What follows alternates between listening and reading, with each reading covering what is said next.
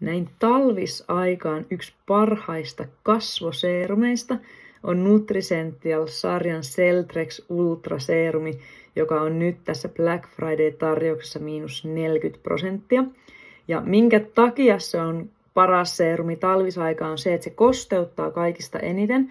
Ja se on ainut seerumi, joka pystyy sekä sitomaan kosteutta että pitämään kosteutta iholla.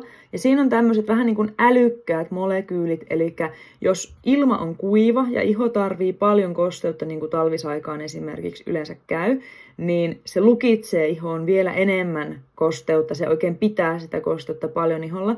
Ja sitten, jos nyt ajatellaan vaikka, että tammikuussa, kun me lähdetään Espanjaan, se yllättäen muuttuu se tarve, niin se seerumi vapauttaa kosteutta pois iholta, sitoo kyllä jonkun verran, mutta ei pidä niin paljon kosteutta iholla, eli se iho ei ala sitten rasvottumaan.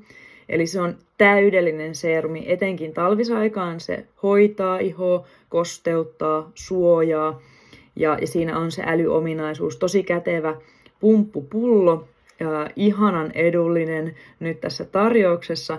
Mä todellakin aion ainakin 2 pumppupulloa tilata tuosta Black Friday-kampanjasta, että se varmasti riittää sitten koko talven ajan. Ja jos haluaa kerrostaa seerumeita, sehän on nykypäivän tämmöinen hitti juttu, että laitetaan useampaa seerumia, niin tää on hyvä laittaa päällimmäiseksi, eli pumpsia tai jotain muuta voi laittaa sinne alle, ja tää Nutricential Celtrex Ultra Serumi oikein lukitsee ne kaikki seerumit ja muiden seerumien vaikuttavat aineet sinne ihoon. Eli se kannattaa laittaa päällimmäiseksi, jos harrastaa tätä seerumin kerrostamista, mitä mä itsekin hyvin paljon teen. Niin tosi hyvä seerumituote näin talvisaikaan.